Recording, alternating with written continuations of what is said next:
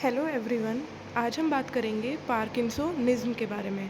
Parkinsonism एक neurological condition है, ठीक है। एक मूवमेंट डिसऑर्डर है जिसमें हमारे बॉडी के जो मूवमेंट होते हैं वो अफेक्ट हो जाते हैं, और ये एक न्यूरोलॉजी सब्जेक्ट है, उसके अंडर में आता है टॉपिक पार्किंसोनिज्म। तो I think we should start our topic. Parkinsonism refers to a group of neurological conditions that cause movement problems similar to those seen in Parkinson disease, जिसको PD कहते हैं. These problems typically include tremors, bradykinesia, rigidity and postural instability. जो parkinsonism है वो क्या होता है, एक ग्रुप है न्यूरोलॉजिकल कंडीशंस का जिसके अंदर बेसिकली हमारे जो वॉलेंटरी मूवमेंट्स हैं उनमें प्रॉब्लम आ जाती है, और ये हमें पार्किंसन डिजीज़ के अंदर देखने को मिलता है. पार्किंसन डिजीज़ भी एक न्यूरोलॉजिकल कंडीशन है, ठीक है. उसके अंदर हमें पार्किंसोनिज्म देखने को मिलता है. तो आपने ये देखा होगा, मतलब ये एक एजिंग वाले डिजेनरेटिव चेंजेस आते हैं बॉडी के अंदर, और एक कह सकते हैं एक एज के बाद आपको ये देखने को मिलता है. कम उम्र में नहीं देखने को मिलेगा, ये आपको 50-60 एज के बाद ही बेसिकली देखने को मिलता है, जो मोस्ट कॉमन है.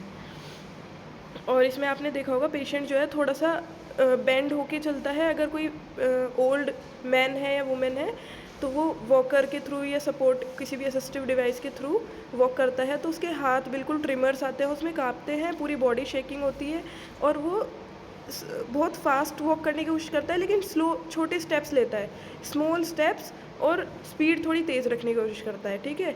तो ये उसमें बेसिकली हम जब उसका क्लिनिकल एग्जामिनेशन या फिज़िकल एग्जामिनेशन करते हैं और पेशेंट हमारे पास आता है तो हम उसको देख के भी हम ऑब्ज़र्व करके पहचान सकते हैं कि ये पार्किंसन का पेशेंट है. तो इसमें क्या होता है, ट्रिमर्स आते हैं. ट्रिमर्स मतलब वही पूरे शेकिंग बॉडी की, हाथ मेनली हाथों में ज़्यादा आता है.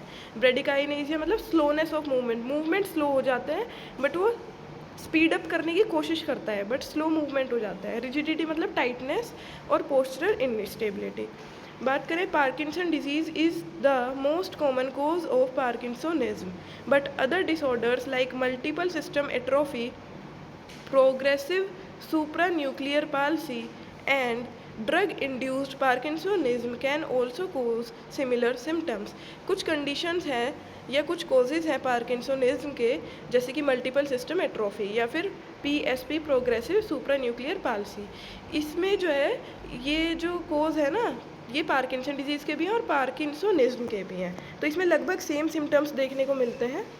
बात करें कोजेज़ ऑफ पार्किंसोनिज्म की कि क्या कारण होते हैं पार्किंसोनिज्म के, तो पहला है इडियोपैथिक पार्किंसन डिजीज़, जो मोस्ट कॉमन होता है. इडियोपैथिक का मतलब होता है कि अननोन कोज, इसका कारण नहीं पता, और मोस्ट कॉमन है ये. Secondary parkinsonism caused by medications like antipsychotics, toxins, brain injury या स्ट्रोक. जो सेकेंडरी पार्किंसोनिज्म है वो कुछ मेडिसिन होती हैं जैसे एंटीसाइकोटिक्स, उनका आपका मतलब रेगुलर एंटीसाइकोटिक मेडिसिन लेना, तो वो हमारे कहीं ना कहीं ब्रेन पे अफेक्ट करता है और हमें पार्किंसन या पार्किंसोनिज्म देखने को मिलता है पेशेंट के अंदर. टॉक्सिन्स, कोई भी जहरीली पदार्थ या ड्रग्स, ब्रेन में कोई इंजरी हो गई हो या स्ट्रोक के पेशेंट में हमें देखने को मिलता है. Atypical parkinsonism, MSA, PSP, corticobasal degeneration. Genetic factor rare होता है, जेनेटिक फैक्टर. तो क्लिनिकल फीचर्स की बात करें, अगर साइन एंड सिम्टम्स की बात करें, तो resting tremor, typically pill rolling type. Bradykinesia मतलब slowness of movement. Muscle rigidity मतलब स्टिफनेस हो जाती है मसल में, लीड पाइप और cogwheel type. Postural instability, frequent falls मतलब गिरने की, ऐसा लगता है बार बार बैलेंस बिगड़ेगा और आप गिर जाओगे, तो वो गिरता भी रहता है पेशेंट बार बार. Shuffling gait, short steps, stooped posture, वही जो बताया, पोस्चर जो है स्टूप्ड हो जाता है, बेंड हो जाता है पेशेंट, और छोटे छोटे स्टेप्स लेता है, ठीक है. स्पीड पूरी तेज़ करने की कोशिश करता है लेकिन मूवमेंट छोटे हो जाते हैं, उसके शॉर्ट स्टेप्स लेता है. Freezing of gait, suddenly inability to move feet, और उसके जो फीट होते हैं कई बार फ्रीजिंग वाली कंडीशन में चल जाते हैं कि वो चाह के भी मूव नहीं कर पाता है, फ्रीजिंग गेट कहते हैं उसको. Reduced facial expression, masked face, Micrographia, small hand writing, speech changes, soft monotonous speech.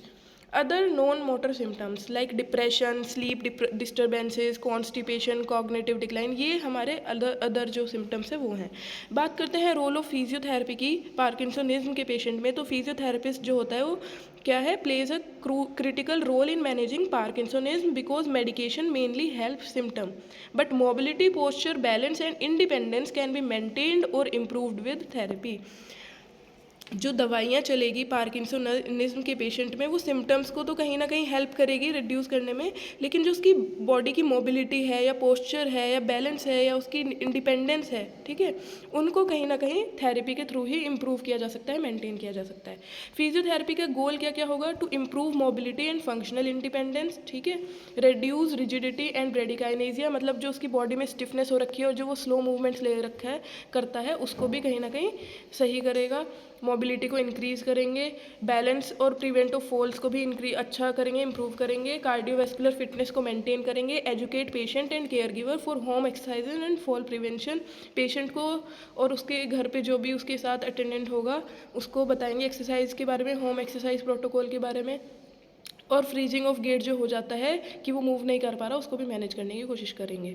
Physiotherapy interventions में अब क्या क्या आएगा? एक्सरसाइजेज क्या क्या कराई जाएंगी? स्ट्रेचिंग एक्सरसाइज कराई जाएंगी, किस लिए? To reduce the rigidity, rigidity मतलब टाइटनेस, एक तरीके से स्पास्टिसिटी मतलब स्टिफनेस, ठीक है, उसको कम करने के लिए स्ट्रेचिंग एक्सरसाइज कराई जाएगी। बेसिकली स्ट्रेचिंग किस किस चीज़ की कराई जाएगी? ट्रंक की, हिप फ्लेक्सार मसल की और हैमस्ट्रिंग मसल की। बात करें स्ट्रेंथनिंग एक्सरसाइज की तो किस मसल की स्ट्रेंथनिंग एक्सरसाइज करी जाएगी? Focus on extensor muscles, posture correction and lower limb length, मतलब जो एक्सटेंसार मसल है उनकी कहीं ना कहीं स्ट्रेंथनिंग एक्सरसाइज, ठीक है, लोअर लिम्ब की स्ट्रेंथ कराई जाएगी। Balance training, use wobble boards, tandem stance, weight shifting activities, ये सब बैलेंसिंग के लिए कराया जाएगा। गेट ट्रेनिंग के लिए वाइड बेस्ड गेट जो होता है वो यूज़ करेंगे। Cueing techniques, auditory cues, visual cues, walking to rhythmic, clapping और metronome, stepping over stripes on the floor, मतलब वो मेनली बेसिकली जो है बैलेंस और कोऑर्डिनेशन के लिए जो कराया जाता है।